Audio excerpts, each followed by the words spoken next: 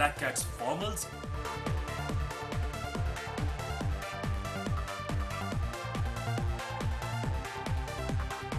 Black Cat tees,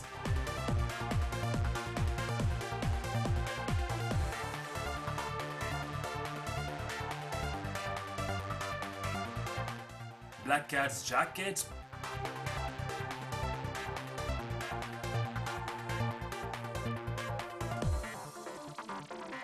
Black Cat's blazers,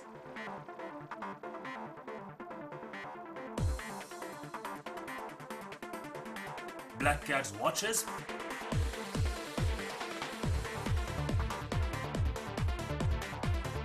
Black Cat's shoes,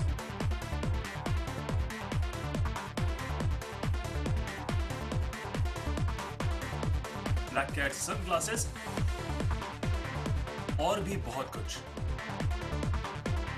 black cats की range अब USA या airport पर ही नहीं बल्कि इंडिया के हर शहर में उपलब्ध होगी। कंपनी अपने आउटलेट पूरे इंडिया में खोलने जा रही है जिसमें मेंसवेयर की पूरी रेंज आपको भी मिल सकती है।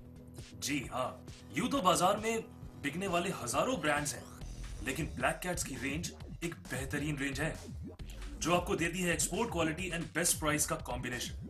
और जो एक बार ब्लैक कैट्स ब्रांड को यूज करते हैं वो कहलाते हैं द परफेक्ट मैन। अगर आपके पास अच्छी लोकेशन पर अच्छा शोरूम है तो आप भी ब्लैक कैट्स की फ्रेंचाइजी के लिए अप्लाई कर सकते हैं। ये हमारे एग्जीक्यूटिव से स्क्रीन पर आ रहे नंबर पर बात कर सकते हैं। आप चाहे तो स्क्रीन पर आ रहे नंबर पर एसएमएस भी कर सकते हैं। और अधिक जानकारी के लिए लॉग इन करें www.blackcats.in पे।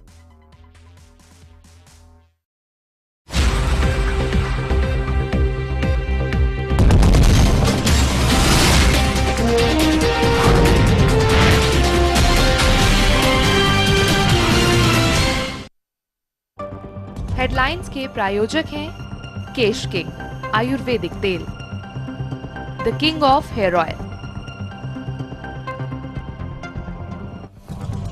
जन लोकपाल के लिए कुर्सी कुर्बान, दिल्ली के सीएम अरविंद केजरीवाल का बयान। कहा जन लोकपाल बिल पास नहीं हुआ तो दे दूंगा इस्तीफा। अगर कांग्रेस ने बिल पास कराने में साथ नहीं दिया तो जनता सिखाएगी कांग्रेस को सबक।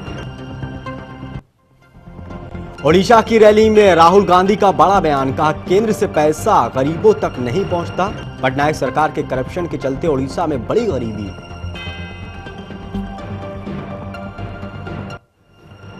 केरल में मोदी ने खेला इमोशनल कार्ड। कहा दूसरों के घरों में बर्तन साफ करती थी मेरी मां, आज मैं भी छुआछूत का शिकार। कांग्रेस को लिया आड़े हाथों। कहा केंद्र ने जो नहीं किया वो मैं करूंगा। पवार मोदी मुलाकात को लेकर नया मोड़। बीजेपी नेता गोपीनाथ मुंडे का दावा। पवार को एनडीए में आने से मैंने रोका। पवार ने मानी थी मोदी से मुलाकात की बात।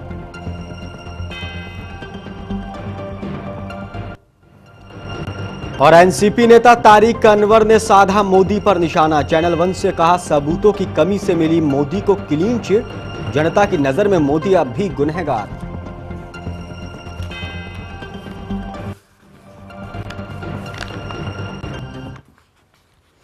नमस्कार, मैं आसिफ खान और आप देख रहे हैं चैनल 1 न्यूज। दिल्ली के सीएम अरविंद केजरीवाल ने एक बयान में कहा कि अगर जन लोकपाल बिल पास नहीं होगा तो मैं सीएम पद से इस्तीफा दे दूंगा। साथ ही उन्होंने कांग्रेस को चेताया है कि अगर कांग्रेस बिल पास कराने में साथ नहीं देती तो जनता कांग्रेस को सबक सिखाएगी। देश को भ्रष्टाचार से दूर करवाने के लिए अगर जन लोकपाल पास नहीं होता तो मुख्यमंत्री बनने की कोई ख्वाहिश नहीं है। और देश से भ्रष्टाचार दूर करने के लिए 100 बार मुख्यमंत्री की कुर्सी कुर्बान। देश में स्वराज स्थापित करने के लिए 1000 बार मुख्यमंत्री की कुर्सी कुर्बान। मैं यहाँ मुख्यमंत्री बनने के लिए थोड़ी आया हूँ, देश को भ्रष्टाचार से दूर करवाने के लिए। तो जन लोकपाल बिल जरूरी पास होगा। उन्होंने कहा है कि सीएम की कुर्सी कुर्बान है जन लोकपाल बिल पर। मैं 100 बार भी अगर सीएम बनूंगा और जन लोकपाल के लिए अगर मुझे सीएम पद से इस्तीफा देना पड़ेगा तो मैं इस्तीफा देने के लिए तैयार हूं। उन्होंने कहा कि अगर कांग्रेस उनका साथ नहीं देती है तो जनता कांग्रेस को भी सबक सिखाएगी। तो अरविंद केजरीवाल ने अब नया दांव चला। उन्होंने कहा है कि अगर जन लोकपाल बिल पास नहीं होता है तो वो सीएम पद से इस्तीफा दे देंगे।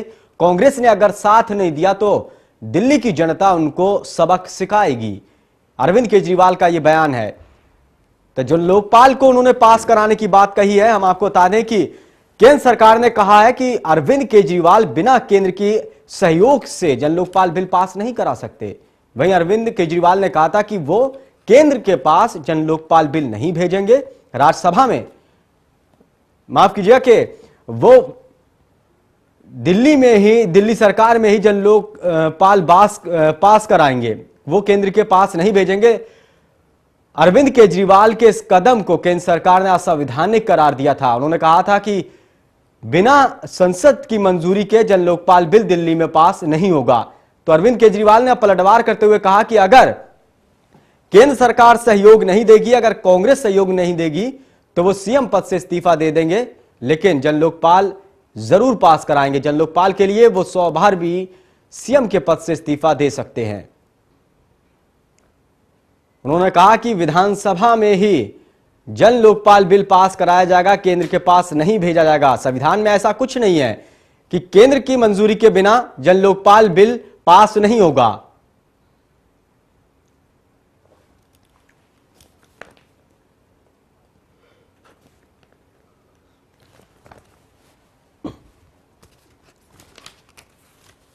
उधर समाज सेवी अन्ना हजारे ने भी जन लोकपाल बिल को लेकर अरविंद केजरीवाल का समर्थन किया है। तो इस बीच बड़ी खबर आ रही है, अन्ना से मिलने महाराष्ट्र सदन गए केजरीवाल। जन लोकपाल मुद्दे पर अन्ना से केजरीवाल की बातचीत हुई है। अन्ना हजारे ने भी समर्थन किया है। दिल्ली लोकपाल का अन्ना ने समर्थन किया है। अन्ना ने स्वराज बिल का भी समर्थन किया है, ये केजरीवाल ने कहा है। केजरीवाल ने अन्ना हजारे से मुलाकात की। अन्ना हजारे ने केजरीवाल के जन लोकपाल बिल का समर्थन किया है और स्वराज बिल का भी समर्थन किया है। अन्ना से मिलने महाराष्ट्र सदन के लिए गए थे केजरीवाल। तो इस खबर पर ज्यादा बातचीत करने के लिए हमारे संवाददाता प्रीत किरण फोन लाइन पर हमारे साथ जुड़ गई हैं। प्रीत किरण, जो जन लोकपाल है अरविंद केजरीवाल का, अन्ना हजारे ने भी सहमति उस पर दे दी है।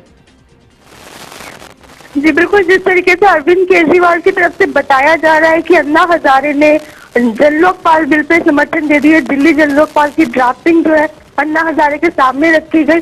जो ड्राफ्टिंग जो है कैबिनेट से पास किया गया था, अभी विधानसभा में रखा जाना बाकी है, जिसके लिए केंद्र की मंजूरी नहीं ली गई है। अन्ना के सामने रखी, जिस तरीके से सशक्त बिल की बात करते थे अन्ना हजारे लोकपाल बिल की, वही सशक्त बिल जो है, भ्रष्टाचार मुक्त बिल जो है, अभी अरविंद केजरीवाल की तरफ से ड्राफ्ट किया गया है, कैबिनेट की मंजूरी मिल चुकी है। उसकी ड्राफ्टिंग जो है, उस बिल को जो है अन्ना हजारे के सामने रखा गया अरविंद केजरीवाल की तरफ से। और कहीं ना कहीं ये बातें निकल करके आ रही है सामने कि अरविंद केजरीवाल ऐसा कहते हुए नजर आ रहे हैं कि अन्ना ने जो है इस बिल पर पुष्टि जता दी है, समर्थन दे दिया, और अन्ना इस बिल से कहीं ना कहीं खुश नजर आ रहे हैं। इस मुहिम को लेके अन्ना और केजरीवाल दोनों जो है एक साथ आगे बढ़े थे। अन्ना हजारे की जो टीम थी, वो अन्ना टीम के जो सदस्य अरविंद केजरीवाल, उन्होंने इस बिल को लेके कैबिनेट से मंजूरी ले ली और अब जो है विधानसभा में रखने जा रहे हैं। प्रीत किरण, अन्ना हजारे ने भी जन लोकपाल बिल है उसका समर्थन किया है। अगर कांग्रेस ने साथ नहीं दिया, अगर दिल्ली में दोबारा चुनाव होंगे, तो क्या अन्ना हजारे भी केजरीवाल के साथ खड़े नजर आएंगे? देखिए, फिलहाल अभी अन्ना हजारे की तरफ से कोई टिप्पणी नहीं आई, कोई बयान नहीं आया है, लेकिन जिस तरीके की बातें, जिस तरीके की बातें अरविंद केजरीवाल की तरफ से कही जा रही है कि अन्ना ने जो है खुशी जताई है, समर्थन देने की बात कही है, तो अब जैसे कि अरविंद केजरीवाल साफ तौर पे कहते नजर आ रहे हैं कि अगर कांग्रेस ने समर्थन नहीं दिया, विधानसभा में बात नहीं हो पाया, और तो इसके बाद जो है अरविंद केजरीवाल दोबारा इसे रखेंगे और जो है सीएम पद छोड़ देंगे। उस टाइम पे कहीं ना कहीं अन्ना ने जब अभी समर्थन जताया, तो देखने वाली बात ये होती है कि क्या अन्ना की तरफ से इस बात पे कोई बयान आता है, कोई समर्थन की बात कही जाती है, कोई जो है टिप्पणी आती है कि क्या वो अभी अरविंद केजरीवाल के साथ है पार्टी बनाने के बाद ही। जिस तरीके से पार्टी लाइन से अलग होने की बात कही, अरविंद से अलग होने की बात कही अन्ना ने, और कहीं ना कहीं दो राय नजर आई अरविंद की बयानबाजी में और अन्ना की बयानबाजी में। अन्ना ने साफ तौर पर कहा कि मैं राजनीति से अलग रहना चाहता हूँ, लेकिन अब जब दिल्ली जन लोकपाल बिल की बात है, अन्ना के लोकपाल बिल की बात है, तो अब देखने वाली बात होगी कि क्या अन्ना हजारे जो है अरविंद केजरीवाल के समर्थन में खड़े नजर आते हैं या फिर नहीं। जी प्रीतकिरण, हमसे बातचीत करने के लिए बहुत बहुत शुक्रिया। तो अरविंद केजरीवाल के जन लोकपाल बिल को अब अन्ना हजारे का भी समर्थन मिल गया है। अरविंद केजरीवाल ने धमकी दी है कि अगर जन लोकपाल बिल पास नहीं होगा तो वो सीएम पद से इस्तीफा दे देंगे। अब कहीं ना कहीं दोहरा दबाव होगा कांग्रेस के ऊपर, क्योंकि अन्ना हजारे भी अरविंद केजरीवाल के साथ खड़े हो गए हैं।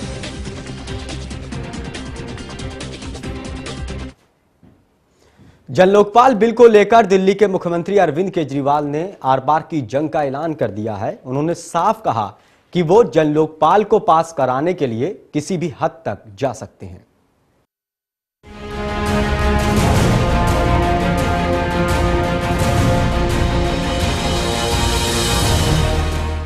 दिल्ली के मुख्यमंत्री अरविंद केजरीवाल ने कहा कि देश में गहरी जड़ें जमा चुका भ्रष्टाचार बहुत ही महत्वपूर्ण मुद्दा है और जन लोकपाल विधेयक को पारित कराने के लिए वे किसी भी हद तक जाएंगे।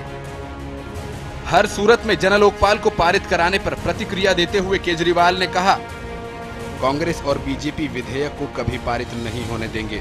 वे दोनों जानते हैं अगर कड़ा लोकपाल आ जाएगा तो इन दोनों लोगों को परेशानी होगी। 7 साल से बीजेपी दिल्ली नगर निगम पर काबिज है, उन्हें भी परेशानी हो सकती है। अगर विधेयक पारित हो जाता है तो राष्ट्रमंडल खेलों से संबंधित सारे मामले लोकपाल के पास आ जाएंगे। जन लोकपाल पर आपकी दलील। संविधान के अनुच्छेद 255 के तहत किसी विधानसभा में पारित कानून सिर्फ इस आधार पर अमान्य नहीं होगा कि उसने राष्ट्रपति से पहले मंजूरी हासिल नहीं की, लेकिन उसे बाद में राष्ट्रपति की मंजूरी लेनी होगी। अगर सरकार केंद्र में पास जन लोकपाल विधेयक भेजती है तो वह वहां अटक जाएगा, इसलिए सरकार पहले उसे विधानसभा में पेश करना चाहती है। संविधान में ऐसा कुछ नहीं लिखा है कि दिल्ली सरकार को केंद्र से पहले अनुमति लेना जरूरी है।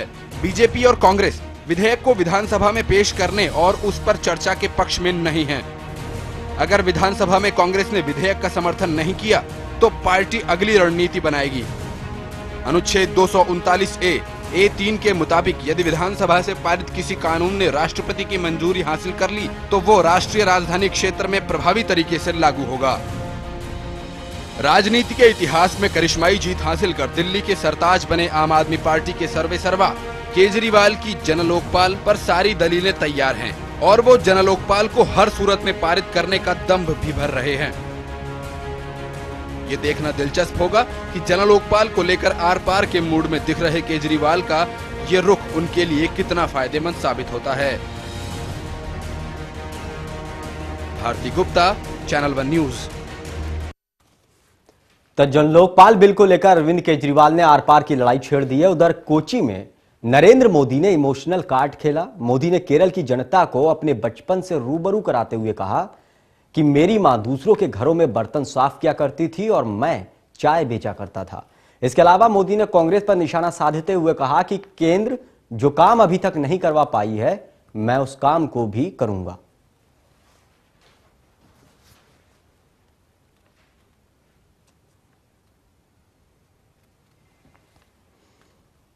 उधर नरेंद्र मोदी को चाय वाला कहे जाने के बाद से मोदी का चाय से काफी गहरा नाता हो गया है। कैसे, देखिए रिपोर्ट।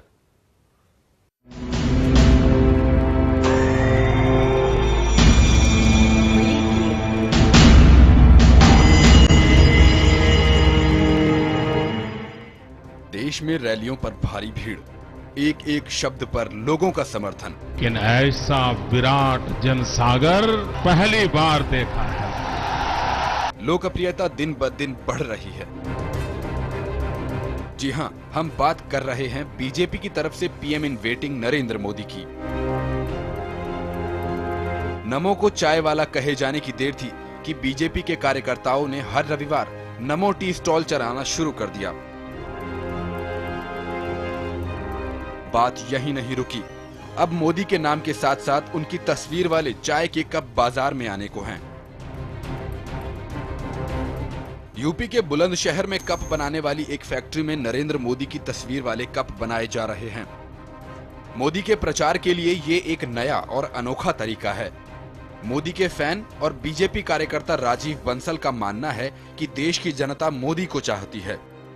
हमने उन कपों को, ऐसे कपों का निर्माण कराया है जिस पर देश की जनता की जो आवाज है वो, उस पर नारा हमने स्लोगन दिया हुआ है कि देश की चाह है, नमो नमो। गुजरात के दंगों के आरोप लगे, क्लीन चिट भी मिली, मगर देश की राजनीति में मोदी का कद जितनी तेजी से बढ़ा, शायद ही किसी और राजनीतिज्ञ को इतनी सफलता कभी मिली हो। इस कप निर्माण से मोदी के प्रचार अभियान में एक और अध्याय जुड़ गया। आगामी 2 तारीख की रैली में माननीय नरेंद्र मोदी समेत सभी भाजपा के नेताओं को ये कप भेंट किए जाएंगे। मोदी को चाय वाला कहे जाने के बाद मोदी का चाय और कप से रिश्ता और गहरा गया है। रही बात मोदी के तस्वीर वाले कपों की, तो बाजार में आने के बाद ये क्या रंग दिखाता है और इससे मोदी के प्रचार में क्या फर्क पड़ेगा, ये देखना खासा दिलचस्प होगा। अलीगढ़ से अजय कुमार के साथ आशीष त्रिपाठी, चैनल 1। जैसे जैसे आम चुनाव नजदीक आ रहे हैं, सियासत के माहिर खिलाड़ी मैदान मारने के लिए रणनीति बनाने में जुट गए हैं। नए नए समीकरणों की चर्चा भी चरम पर है। पवार ने मोदी से मुलाकात की बात तो कही, लेकिन मुलाकात को राजनीति मानने से उन्होंने इनकार कर दिया। एनसीपी अध्यक्ष और केंद्रीय कृषि मंत्री शरद पवार ने बीजेपी के प्रधानमंत्री पद के उम्मीदवार नरेंद्र मोदी से मुलाकात की बात मान ली है। पवार ने शनिवार को ठाणे के एक स्टेडियम में आयोजित समारोह के दौरान साफ किया कि वे गुजरात गए थे और नरेंद्र मोदी से मिले भी थे। शरद पवार अप्रत्यक्ष तौर पर हाल में मीडिया की उन खबरों के बारे में कह रहे थे जिसमें कहा गया था कि 17 जनवरी को नई दिल्ली में उन्होंने गुजरात के मुख्यमंत्री नरेंद्र मोदी के साथ गुप्त बैठक की। अहमदाबादला गेलो तो मोदींची भेटतो, पण आता जे झालं गेलं देशातल्या सगळ्या वर्तमानपत्रामध्ये एकच विषय असतो की शरद पवार मोदीला भेटले का आणि आणखी कोणाला भेटले, मला काही समजत नाही। मी काही कोणी पाकिस्तानच्या माणसाला भेटतो, कोणी चीनच्या माणसाला भेटतो, या देशातल्या लोकप्रतिनिधीला कुठल्याही राज्यामध्ये जाऊन भेटलं ही जबाबदारी है और की जवाबदारी त्या ठिकाणी पाडली पाहिजे। पवार ने कहा कि केंद्रीय कृषि मंत्री के तौर पर मुझ पर देश में खाद्य पैदावार बढ़ाने और खाद्य सुरक्षा कानून के क्रियान्वयन की जिम्मेदारी है और इस वजह से मुझे कई राज्यों का दौरा करना होता है। पश्चिम बंगाल के दौरे पर मुख्यमंत्री ममता बनर्जी से मिला, इस तरह ओडिशा में नवीन पटनायक से, मध्य प्रदेश में शिवराज सिंह चौहान से और जब अहमदाबाद गया तो नरेंद्र मोदी से मिला। हालांकि अचानक एक दिन मोदी से मेरी मुलाकात के बारे में खबर प्रकाशित हुई। मुख्यमंत्रियों के साथ मुलाकात में क्या गलत है? अहमदाबादला गेलो तो मोदींची भेटतो, पण आता जे झालं गेलं देशातल्या सगळ्या वर्तमानपत्रामध्ये एकच विषय असतो की शरद पवार मोदीला भेटले का आणि आणखी कोणाला भेटले, मला काही समजत नाही। मी काही कोणी पाकिस्तानच्या माणसाला भेटतो, कोणी चीनच्या माणसाला भेटतो, या देशातल्या लोकप्रतिनिधीला कुठल्याही राज्यामध्ये जाऊन भेटलं ही जबाबदारी है और की जवाबदारी त्या ठिकाणी पाडली पाहिजे। पिछले दिनों जब मोदी और शरद के बीच गुप्त मुलाकात की बात सामने आई थी तो उस वक्त भी इस मुलाकात के मायने कई निकल रहे थे, लेकिन खबरों का खंडन करते हुए पवार ने मोदी से मुलाकात की बात से साफ इनकार किया था। पर अब खुद पवार नमोजाप करते दिख रहे हैं और उन्हें क्लीन चिट भी दे रहे हैं। वो खुद ही बता रहे हैं कि उनकी मुलाकात दिल्ली में नहीं बल्कि गुजरात में होती है। पवार की गिनती सियासत के माहिर खिलाड़ियों में की जाती है और अक्सर ऐसा देखा गया है कि वो हवा के रुख को देखते हुए आम चुनावों से पहले प्रेशर पॉलिटिक्स का गेम खेलते हैं। इसलिए इस इकरार के भी कई मायने निकल रहे हैं। कहीं ये नए समीकरण के संकेत तो नहीं? सवाल और भी कई हैं कि कहीं ये मोदी पर इफेक्ट तो नहीं? मोदी के बढ़ते कद से यूपीए में घबराहट तो नहीं हो रही है? क्या चुनाव के बाद दरक जाएगा यूपीए का कुनबा? खैर, जो भी हो, फिलहाल यह खबर सियासी गलियारों को गरमाए जरूर रखेगा। ब्यूरो रिपोर्ट के साथ हेमा बजेली, चैनल 1 न्यूज। इसके अलावा एनसीपी नेता तारिक अनवर ने चैनल 1 से खास बातचीत में मोदी पर वार करते हुए कहा कि मोदी को सबूतों की कमी की वजह से भले ही क्लीन चिट मिल गई हो, लेकिन जनता की नजर में वो आज भी गुनहगार हैं। जनता उन्हें आज भी गुनहगार मानती है। जी भले ही कुछ जिसको कह सकते हैं कि सबूत की कमी की वजह से हो, एविडेंस की कमी की वजह से हो, उन पर सीधे वो आरोपित नहीं हो पाए। लेकिन जो पब्लिक परसेप्शन है, जो लोगों को इस बात की जानकारी है, उसके अनुसार वो आज भी दोषी हैं। वक्त है एक छोटे से ब्रेक का, जल्द हाजिर होते हैं, आप बने रहिए हमारे साथ।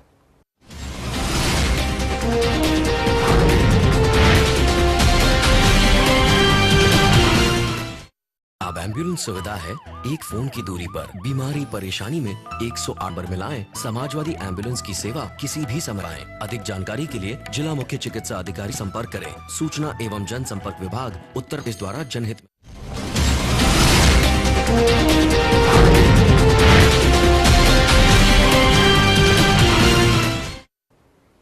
ब्रेक के बाद आपका स्वागत है। चिदम्बरम के गढ़ में मोदी ने अर्थशास्त्र का पाठ पढ़ाया। मोदी ने कहा है कि अर्थव्यवस्था से ज्यादा देश को अच्छी सियासत की जरूरत है। चेन्नई में SRM यूनिवर्सिटी के दीक्षांत समारोह में बीजेपी के PM उम्मीदवार और गुजरात के मुख्यमंत्री नरेंद्र मोदी ने कहा, 65 साल में हम शिक्षा में बहुत पिछड़ गए। हमारी किसी भी यूनिवर्सिटी का नाम विश्व में नहीं आता है।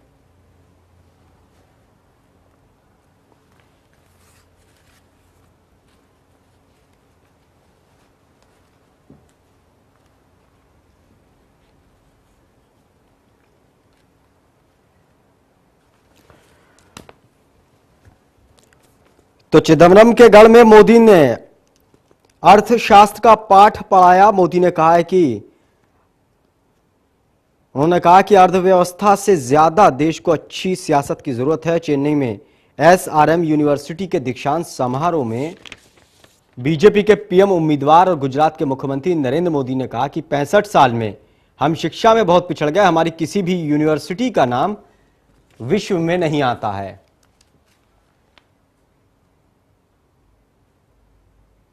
उधर दिल्ली पुलिस ने एक टीम का गठन किया है जिसमें नॉर्थ ईस्ट के लोगों के लिए एक हेल्पलाइन नंबर बनाया है, जिसमें एक ज्वाइंट CP और 7 DCP होंगे। इसी मामले पर हमारे संवाददाता वाजिद अली ने नॉर्थ ईस्ट इंडिया के सामाजिक कार्यकर्ता कौन जिजो जोथम से बातचीत की। नॉर्थ ईस्ट के लोगों के साथ जिस तरीके से अत्याचार बढ़ता जा रहा है, इसी मसले पर बातचीत करने के लिए हमारे साथ मौजूद है नॉर्थ ईस्ट के एक कार्यकर्ता और एक बिजनेसमैन कौन जिजो जोथम साहब। आइए इनसे ही जानते हैं कि जिस तरीके से ये अत्याचार बढ़ते आ रहे हैं, आप इसे किस दशा की ओर देखते हैं? देखो, भारत देश हमारा जन्मभूमि है। हम इस देश की इस तिरंगा का नीचे रहने वाले निवासी हैं और हम विश्वास होता है कि ये दिल्ली हमारा देश का राजधानी है। यहाँ हम हर तरह की हर दिशा से लोग आते हैं, बिजनेस तौर पे, पढ़ने के लिए, मेडिकल ट्रीटमेंट के लिए आते हैं। लेकिन अभी देखा है कि यहाँ हम लोग बहुत सा इनसिक्योर फीलिंग है, सुरक्षित महसूस नहीं है, क्योंकि हर तरह हमें अलग नज़रिए से देखता है।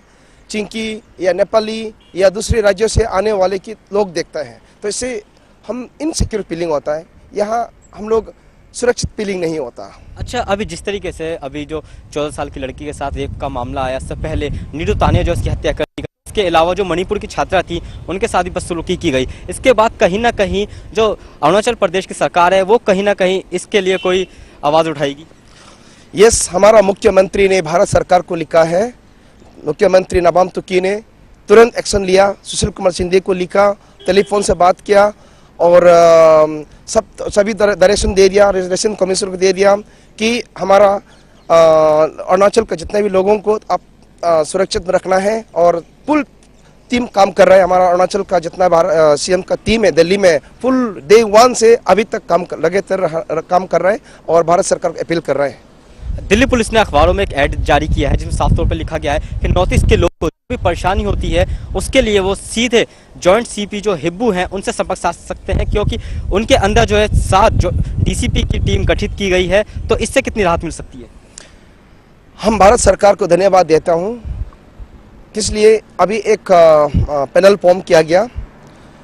तो जिस तरीके से नॉर्थ ईस्ट के लोग जो हैं रात में घूमते रहते हैं, उनके साथ ऐसी घटना होती रहती हैं, तो नॉर्थ ईस्ट के लोगों के लिए या दिल्ली के लोगों के लिए कोई संदेश या कोई मैसेज देना चाहेंगे? मेरा रिक्वेस्ट है भारतवासियों को या हमारा स्पेशली मेरा नॉर्थ ईस्ट वासियों को, रात में अकेली नहीं घूमना है। लड़कियों वाले लड़का भी अकेले नहीं घूमना है। 10 बजे का बाद या 11 बजे का बाद अपने घर में रहना चाहिए, अपना हॉस्टल में रहना चाहिए, अकेले नहीं घूमना है। और कहीं जाता है तो 2, 3, 4 लोग के साथ जाना है। और कहीं से कॉल सेंटर से आते हुए तो अपना भैया या कोई भी रिश्तेदारों से पिकअप करने देना है। अकेले नहीं जाना है, नहीं घूमना है। और हम यहाँ सभी को आदरणीय करना है, रेस्पेक्ट करना है, सबसे मिल के रहना है, क्योंकि हमारा कल्चर थोड़ा से अलग है। दूसरे कल्चर के साथ थोड़ा मिल के रहना भी जरूरी है। और इन लोगों को हम हमेशा समझना कि इन लोग हमें भी रेस्पेक्ट करता है, तो हम भी उनका रेस्पेक्ट करना सीखना चाहिए।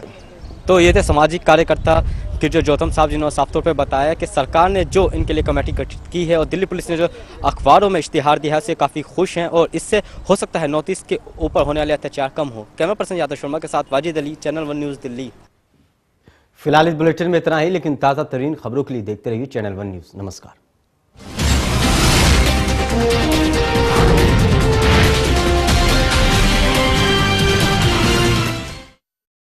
वहां लोग कंप्लेन नहीं करते, यार ये लंबी लंबी लाइन, क्योंकि उन्होंने वहां हर लाइन को कर दिया ऑनलाइन।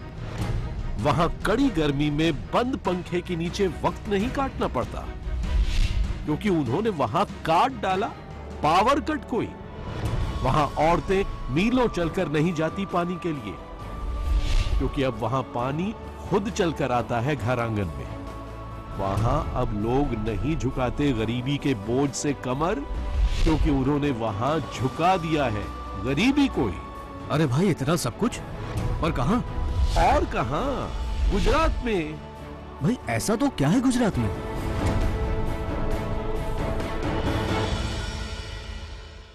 डॉक्टर ऑर्थो इतना असरदार कि अब दर्द भी घुटने टेकेगा।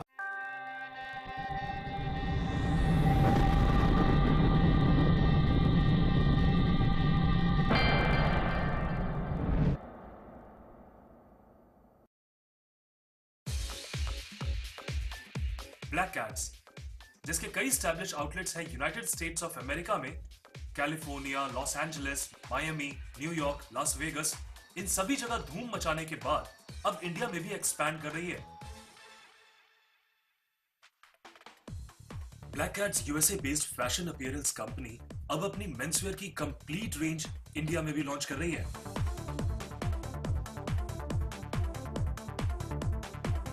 ब्लैक कैट्स बनता है परफेक्ट एंड स्टाइलिश मेंसवेयर, जो बनते हैं बेहतरीन हाई क्वालिटी फैब्रिक से।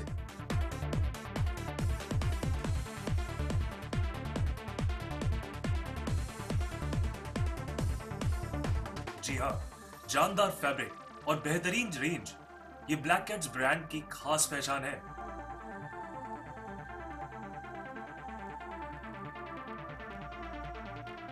ब्लैक कैट्स कंपनी लेकर आ रही है इंडिया में मेंसवेयर एक्सेसरीज की पूरी रेंज, जैसे कि Black Cats shirts,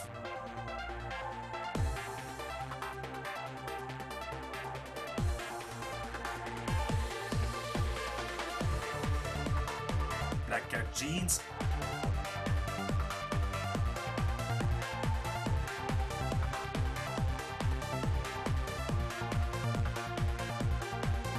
black Cats formals,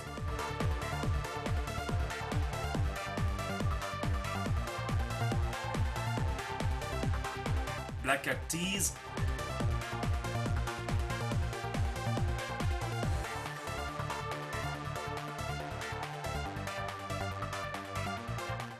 Black Cat's jackets,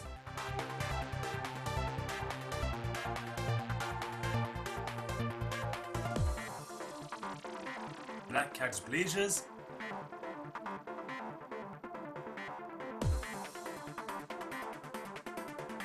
Black Cat's watches,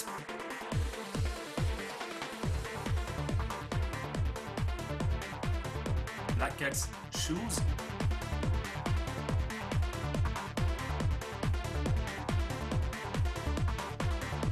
Black Cat's sunglasses और भी बहुत कुछ। ब्लैक कैट्स की रेंज अब यूएसए या एयरपोर्ट पर ही नहीं, बल्कि इंडिया के हर शहर में उपलब्ध होगी।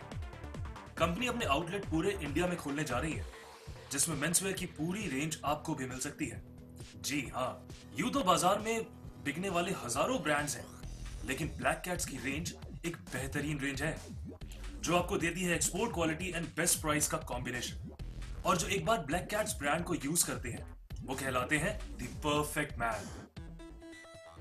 अगर आपके पास अच्छी लोकेशन पर अच्छा शोरूम है तो आप भी ब्लैक कैट्स की फ्रेंचाइजी के लिए अप्लाई कर सकते हैं। ये हमारे एग्जीक्यूटिव से स्क्रीन पर आ रहे नंबर पर बात कर सकते हैं। आप चाहे तो स्क्रीन पर आ रहे नंबर पर SMS भी कर सकते हैं। और अधिक जानकारी के लिए लॉग इन करें www.blackcats.in पे।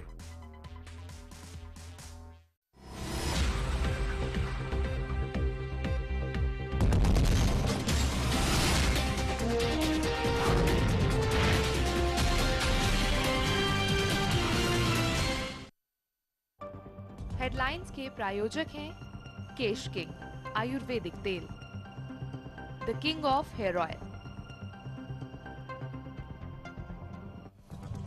जन लोकपाल के लिए कुर्सी कुर्बान, दिल्ली के CM अरविंद केजरीवाल का बयान। कहा जन लोकपाल बिल पास नहीं हुआ तो दे दूंगा इस्तीफा। अगर कांग्रेस ने बिल पास कराने में साथ नहीं दिया तो जनता सिखाएगी कांग्रेस को सबक। ओडिशा की रैली में राहुल गांधी का बड़ा बयान। कहा केंद्र से पैसा गरीबों तक नहीं पहुंचता। पटनायक सरकार के करप्शन के चलते ओडिशा में बड़ी गरीबी।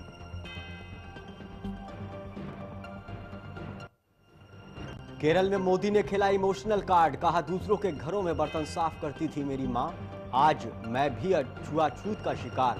कांग्रेस को लिया आड़े हाथों। कहा केंद्र ने जो नहीं किया वो मैं करूंगा। पवार मोदी मुलाकात को लेकर नया मोड़। बीजेपी नेता गोपीनाथ मुंडे का दावा। पवार को NDA में आने से मैंने रोका। पवार ने मानी थी मोदी से मुलाकात की बात।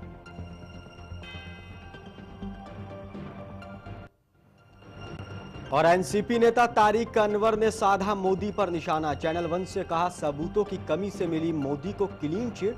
जनता की नजर में मोदी अब भी गुनहगार।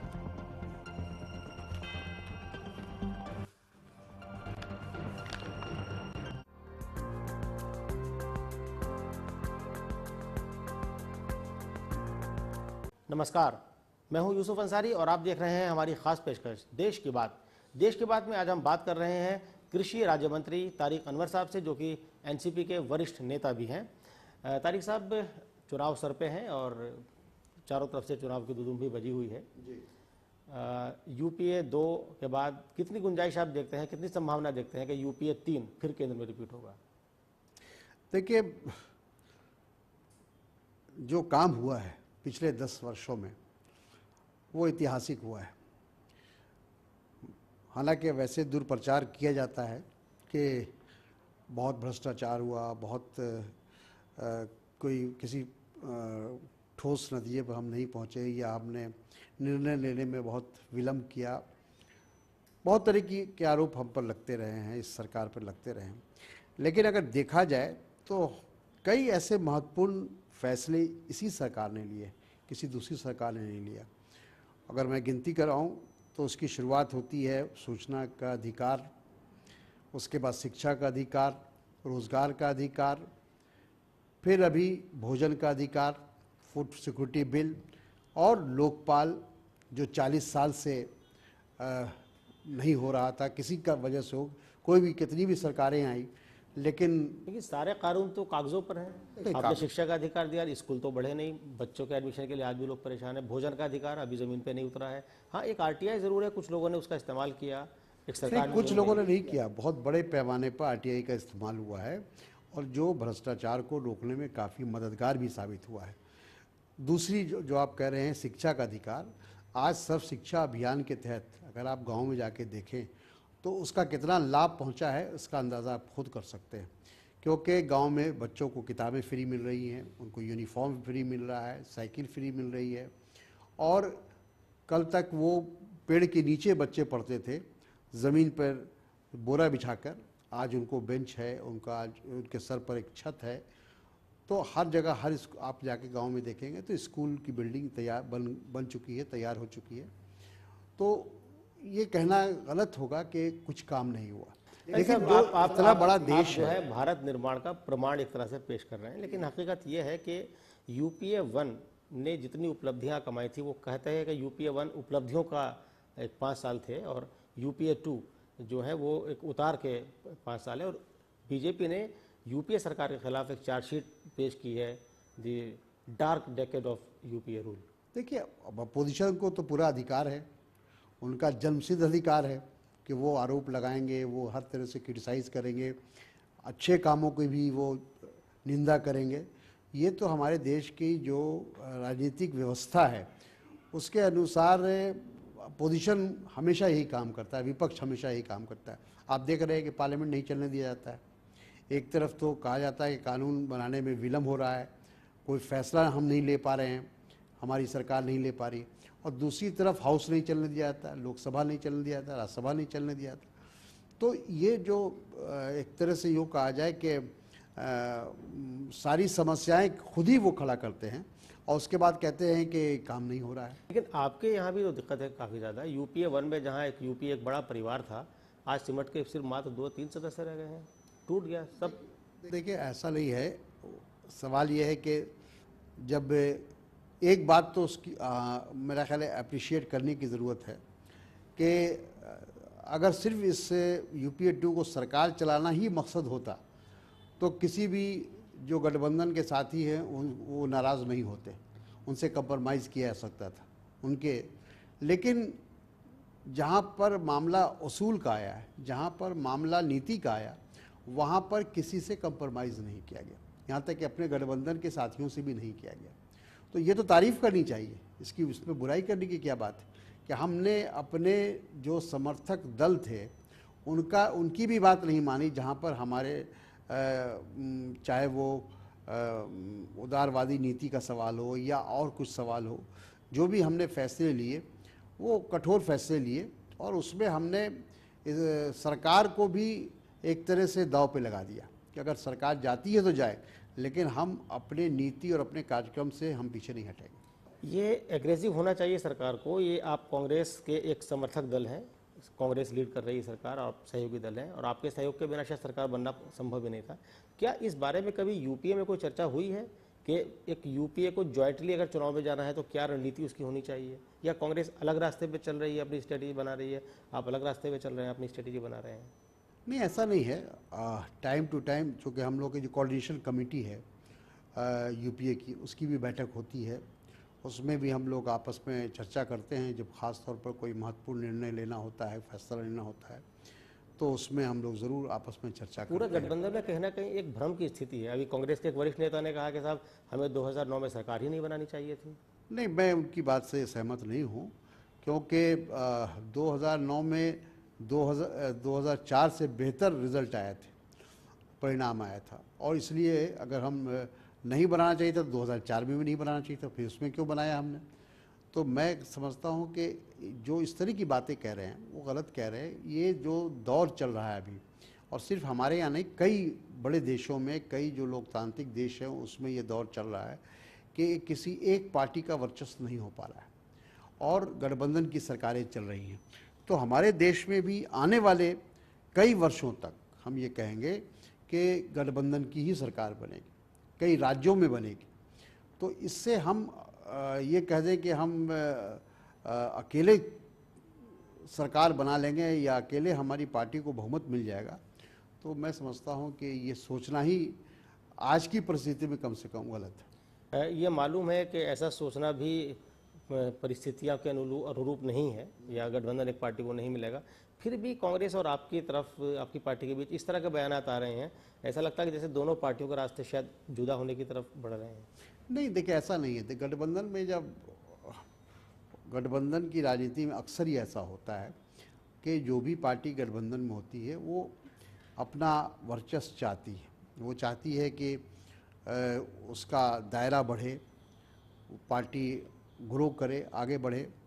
तो इसलिए कभी कभी सीटों को लेकर कुछ यूँ कह सकते हैं आपके दबाव बनाने की कोशिश होती है, लेकिन अल्टीमेटली वो भी समझ रहे हैं, हम भी समझ रहे हैं कि हम दोनों एक दूसरे के बगैर नहीं चल सकते। महाराष्ट्र हो या राष्ट्रीय स्तर पर हो, हमारी ज़रूरत उनको है, उनकी ज़रूरत हमको है। और सही बात आपने कही तारिक साहब, राष्ट्र हो या महाराष्ट्र, दोनों एक दूसरे की ज़रूरत है, कांग्रेस और एनसीपी। बहरहाल इस दिलचस्प बातचीत को हम आगे बढ़ाएंगे, लेकिन फिलहाल लेते हैं ब्रेक के बाद फौरन हाजिर होते हैं और इस दिलचस्प बातचीत को आगे बढ़ाते हैं।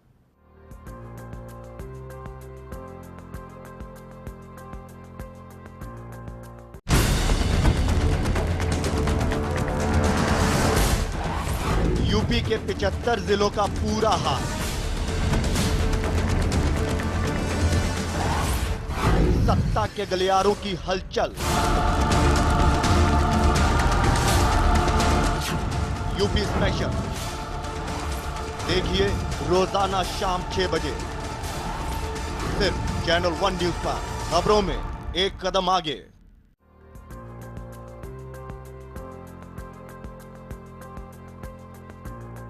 ब्रेक के बाद आपका एक बार फिर स्वागत है हमारी खास पेशकश देश की बात में। और आज हम बात कर रहे हैं कृषि राज्य मंत्री तारिक अनवर साहब से, जो कि एनसीपी के बड़े वरिष्ठ नेता भी हैं। तारिक साहब, अभी आपने कहा कि राष्ट्र और महाराष्ट्र दोनों में कांग्रेस और एनसीपी को एक दूसरे का हाथ थामे रखने की ज़रूरत है, लेकिन अभी हाल फिलहाल में हुआ कि आपके वरिष्ठ नेता प्रफुल्ल पटेल साहब ने कुछ ऐसा बयान दिया जिससे लगा कि राहुल गांधी ने हाल ही में एक इंटरव्यू में कहा था कि 2002 के दंगों के लिए नरेंद्र मोदी जिम्मेदार हैं, लेकिन पटेल साहब ने उसका एकदम उल्टा बोल दिया और ये भी कहा कि भाई जब अदालत फैसला दे चुकी है तो उस पर नहीं बोलना चाहिए। कि आप उस राय से इत्तेफाक रखते हैं? नहीं, मैं इससे इत्तेफाक नहीं रखता हूँ। उन्होंने अपनी राय दी होगी, अपनी बात कही होगी, और लेकिन किस संदर्भ में बात कही मैंने पूरी बात उनकी सुनी भी नहीं। लेकिन जहाँ तक मैं जानता हूँ कि नरेंद्र मोदी जी भले ही कुछ जिसको कह सकते हैं कि सबूत की कमी की वजह से हो, एविडेंस की कमी की वजह से हो, उन पर सीधे वो आरोपित नहीं हो पाए, लेकिन जो पब्लिक परसेप्शन है, जो लोगों को इस बात की जानकारी है, उसके अनुसार वो आज भी दोषी हैं।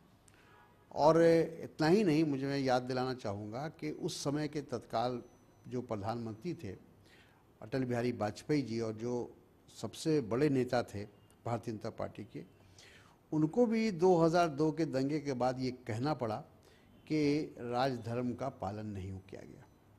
तो जब उन्होंने कहा तो कुछ सोच के कहा होगा, और उस वक्त की जो घटनाएं हुई जिसका सारी दुनिया ने देखा और सारी दुनिया में एक भारत की एक गलत तस्वीर बनी, एक चित्र बना। कोई भी दंगा होता है, चाहे वो 84 का दंगा हो, चाहे 2002 का दंगा हो, या उससे पहले भागलपुर का दंगा हो, मैं समझता हूँ कि उससे हमारे देश की छवि धूमिल होती है। लेकिन एक बात देखना होगा कि वहाँ की जो स्थानीय सरकार है, क्या उसने उन दंगाइयों को भड़काने का काम किया, क्या उसने उनको संरक्षण दिया, या उसको रोकने की कोशिश की। ये इस दो चीज़ों का फ़र्क देखना होगा। लोग कभी कभी 84 के जो दंगा हुआ दिल्ली का और 2002 का गुजरात के दंगे की बात करते हैं और एक दूसरे से मिलाने की कोशिश करते हैं, कंपेयर करते हैं। तो मेरा ये अपना मानना है कि 84 का जो दंगा हुआ उसमें उस समय तत्काल जो प्रधानमंत्री थे राजीव गांधी जी, वो तमाम उससे जो दंगा ग्रस्त क्षेत्र था सबका दौरा किया, और उन्होंने पूरी कोशिश की, सिंसियरली उन्होंने इस बात का प्रयास किया कि दंगे को रोका जा सके।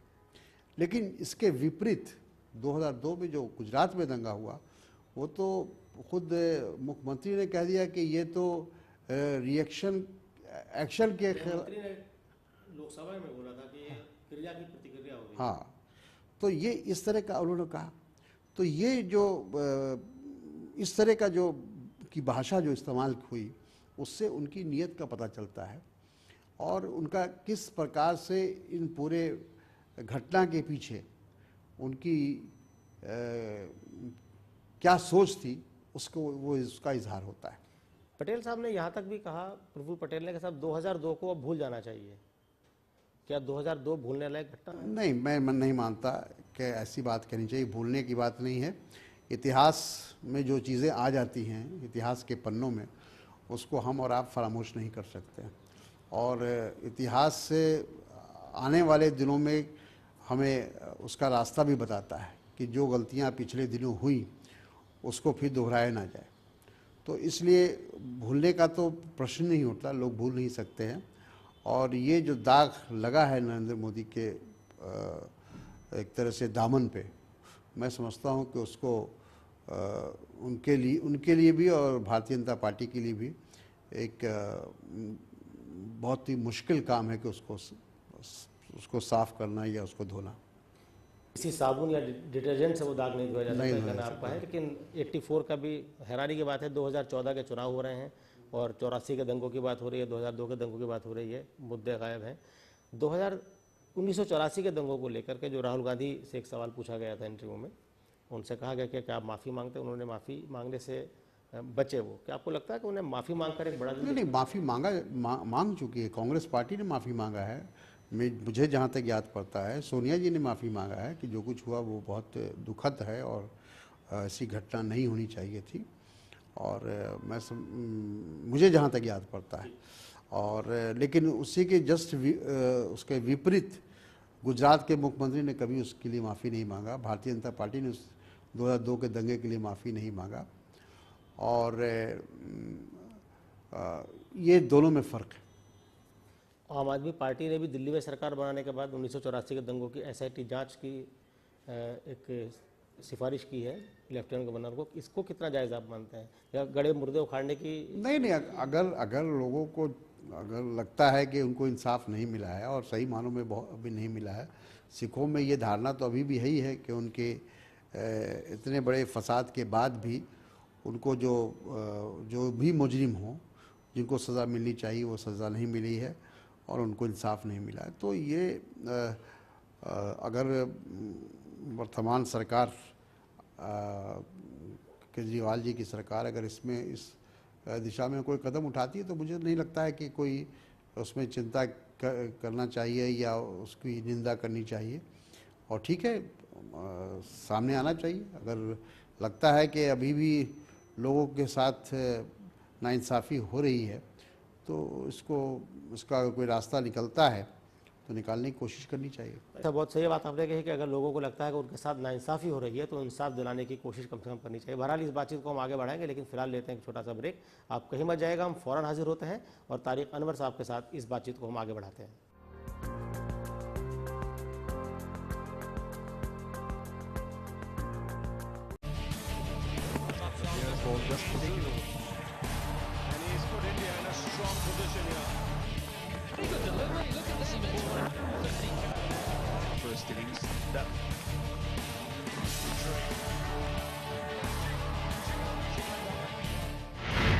अग्निपथ पार्ट 2 19 फरवरी तक, रोजाना शाम 7:30 बजे, सिर्फ चैनल 1 पर।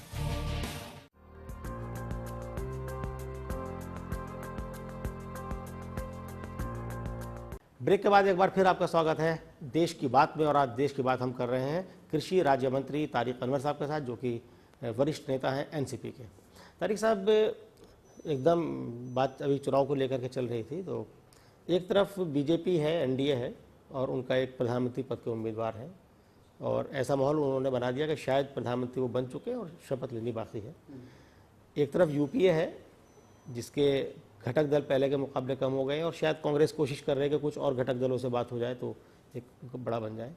लेकिन एक बात उठती है कि यूपीए की तरफ से कोई प्रोजेक्टेड प्रधानमंत्री नहीं है। पिछली बार डॉक्टर मनमोहन सिंह को आगे करके आपने चुनाव लड़ा था, लेकिन इस बार उन्होंने कह दिया कि साहब वो अगली बार प्रधानमंत्री नहीं बनेंगे।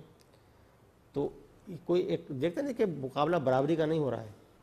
नहीं, ऐसा नहीं है। देखिए, जो हमारे यहाँ पार्लियामेंट्री डेमोक्रेसी है और इस संसदीय लोकतंत्र में जो सांसद चुन के आते हैं या जो विधायक चुन के आते हैं वही अपने नेता का चुनाव करते हैं।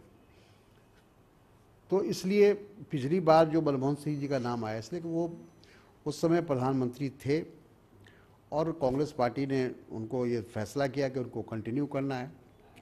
लेकिन अभी जब वो स्वयं कह रहे हैं कि हम आगे प्रधानमंत्री के उम्मीदवार नहीं हैं, तो अभी कोई जल्दबाजी में कोई फैसला करना, मेरा ख्याल है कि कांग्रेस ने ये ठीक कदम उठाया है, सोच समझ के उठाया है। और क्योंकि चुनाव के बाद क्या परिणाम आएंगे ये तो किसी को नहीं पता है। अब भारतीय जनता पार्टी की क्या सोच है वो अलग बात है। उनके यहाँ चूँकि वहाँ तो भारतीय जनता पार्टी का अपना कोई फैसला होता नहीं, आरएसएस का फैसला होता है। उनकी जो सुप्रीम जो बॉडी कहा जाए या जो भी है वो आरएसएस है। आरएसएस का जो निर्देश होगा उसको मानना है सबको।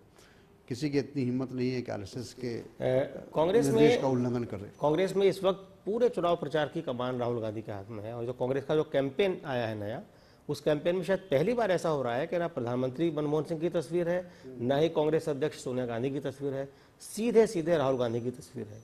यानी राहुल गांधी लीड कर रहे हैं और कांग्रेस में एक अरसे से मांग हो रही है कि राहुल गांधी को प्रधानमंत्री बनाया जाना चाहिए। उन्होंने खुद ये बात कही कि अगर सांसद चुनेंगे तो मैं बनूंगा। अभी आपने कहा कि साहब हालात पे डिपेंड करेगा कि कितने नंबर आते क्या, तो क्या इस बात की संभावना आप देखते हैं कि राहुल गांधी प्रधानमंत्री पद के उम्मीदवार चुनाव के बाद होते हैं तो आप लोग, पवार साहब, पटेल साहब सीनियर आदमी हैं, उनके अंडर में काम करेंगे? देखिए, हम लोगों की जो अंडरस्टैंडिंग है गठबंधन का जो फार्मूला है उसके तहत हर पार्टी स्वतंत्र है अपने नेता को चुनाव करने का। कांग्रेस पार्टी अपना तय करेगी कि उनका नेता कौन होगा, हमारी पार्टी तय करेगी कि हमारा नेता कौन होगा। और कांग्रेस पार्टी अगर आज उसने कैंपेन कमेटी का चेयरमैन बनाया है राहुल जी को और उस हिसाब से उनकी जो भी पब्लिसिटी हो रही है या जो प्रचार हो रहा है उसमें उनको आगे रखा गया है, तो मेरा ख्याल है कि ये बात तो साबित हो ही रही है कि उनके नेतृत्व में चुनाव लड़ा जा रहा है। इसमें तो कोई छिपी हुई बात नहीं। कांग्रेस मोदी के साथ मोदी वर्सेस राहुल करने से बची है। हाँ, लेकिन जो कांग्रेस का जो पूरा कैंपेन है वो उसको लीड कर रहे हैं राहुल जी। तो जब राहुल गांधी जी उसको लीड कर रहे हैं तो उनकी फ़ोटो या उनका प्रचार में उनके नाम का जिक्र तो होगा ही। बतौर यूपीए नेता, बतौर प्रधानमंत्री राहुल गांधी एनसीपी को एक्सेप्टेबल है, मंजूर है? बिल्कुल। अब हमने बताया ना कि जो फार्मूला है उस फार्मूले से तो हम लोग अलग नहीं हट सकते ना। इस तरह की खबरें बीच में आई थी कि साहब पवार साहब का जो कद है इतना नहीं, पवार साहब ने तो खुद ही ऐलान कर दिया कि अगले जो भी सरकार बनेगी उसमें वो शामिल नहीं होंगे और उन्होंने कहा है कि इसीलिए वो लोकसभा का भी चुनाव नहीं लड़े, वो राज्यसभा में आए हैं और उनका ये कहना है कि वो ज़्यादा से ज़्यादा समय पार्टी के लिए देना चाहते हैं। तो उन्होंने तो अपने भविष्य का खुद ही फैसला कर लिया है। कहीं ना कहीं अंदेशा है कि राहुल गांधी शायद प्रधानमंत्री बनेंगे तो उनके साथ उस पोजीशन में ना काम करना पड़े? नहीं, मेरा ख्याल है कि ये कोई वजह नहीं है। शिंदे साहब ने हाल ही में कहा था कि वो पवार साहब को प्रधानमंत्री के रूप में देखना चाहते हैं, तो चुनाव के बाद क्या आप ऐसी कोई संभावना देखते हैं कि कांग्रेस की सीटें कम हों, सहयोगी दलों की सीटें ज़्यादा हों और सहयोगी दल आ जाएं, उसमें फिर कांग्रेस की तरफ से यूपीए का कोई आदमी, प्रधानमंत्री ने भी अपने एक आखिरी प्रेस कॉन्फ्रेंस में कहा था कि अगला प्रधानमंत्री यूपीए का होगा, उन्होंने कांग्रेस ने कहा था यूपीए का, तो कैसी संभावना देखते हैं कि सहयोगी दलों में से किसी का नाम उभर के आए और वो प्रधानमंत्री? देखिए, राजनीति में तो संभावनाओं से इनकार नहीं किया सकता। ये बात हमेशा कही जाती है कि कुछ भी संभव है, क्या परिस्थिति बनेगी उसको आज हम विजुलाइज नहीं कर सकते। तो इसलिए बेहतर होगा कि हम इंतज़ार करें उस वक्त का। जहाँ तक पवार साहब का सवाल है, पवार साहब ने भी कई बार इस बात को स्पष्ट किया है। जब भी उनसे ये सवाल पूछा गया प्रधानमंत्री बनने के बारे में तो उन्होंने साफ साफ लफ्ज़ों में कहा कि लोकतंत्र में जो है वो गिनती और जिसको कहा जाए कि संख्या पर ही सब कुछ निर्भर करता है। अगर संख्या हमारे पक्ष में नहीं है तो हम कैसे दावा कर सकते हैं कि हम प्रधानमंत्री बनेंगे। लेकिन जो आपने कहा कि भाई अगर ऐसी परिस्थिति बनती है तो पवार साहब में वो तमाम गुण तो है ही है, उनके अंदर वो इतना लंबा उनका राजनीतिक कैरियर रहा है, उनका अनुभव रहा है, उसका लाभ अगर देश को मिले तो इससे बड़ी बात हो नहीं सकती है। लेकिन आखिर में मैं वही कहूँगा कि ये तभी होगा जब ऐसी कोई परिस्थिति बनती है और अभी हम इतना आगे की सोच के हम कोई अगर प्लानिंग करते हैं, योजना बनाते हैं तो वो मेरा ख्याल उचित नहीं है। समय का इंतज़ार करना चाहिए। तारिक साहब, बातचीत को ख़त्म करने से पहले आखिरी सवाल कि अभी 1 महीना लगभग बचा है चुनाव की घोषणा होने में और उसके पहले अचानक यूपीए सरकार ने तमाम तरह के तोहफे देने शुरू कर दिए। सीएनजी सस्ती, पीएनजी सस्ती, एलपीजी सिलेंडर सस्ता और कई सौगात जा रही हैं। 7वां वेतन आयोग लग गया है, लगता है कि वर्क करेगा? नहीं, देखिए ये हमेशा होता है, कोई नई बात नहीं है। और किसी भी पार्टी की सरकार वो चाहते हैं कि चुनाव में उसका हम लाभ उठाएं, और पॉलिटिकल पार्टी कोई भी कदम उठाती है तो उसके पीछे उसका एक मकसद ज़रूर होता है कि हम जनता में क्या संदेश दे रहे हैं, इससे जनता को हम अपनी तरफ कितना आकर्षित कर रहे हैं। तो मैं समझता हूँ कि पॉलिटिकल पार्टियाँ अक्सर ऐसा करती हैं, कोई पहली बार ऐसा हो रहा है, ऐसी बात नहीं है। आपसे बात करने के बाद बहुत बहुत शुक्रिया आपका। ये थे तारिक अनवर, कृषि राज्य मंत्री और एनसीपी का वरिष्ठ नेता, जिन्होंने देश के मौजूदा राजनीतिक हालात से लेकर गठबंधन और तमाम तरह के सवालों पर हमारे साथ बातचीत की। इस कार्यक्रम में फिलहाल इतना ही। अगले हफ्ते फिर हाजिर होंगे किसी और शख्सियत के साथ। तब तक के लिए इजाज़त दीजिए। नमस्कार।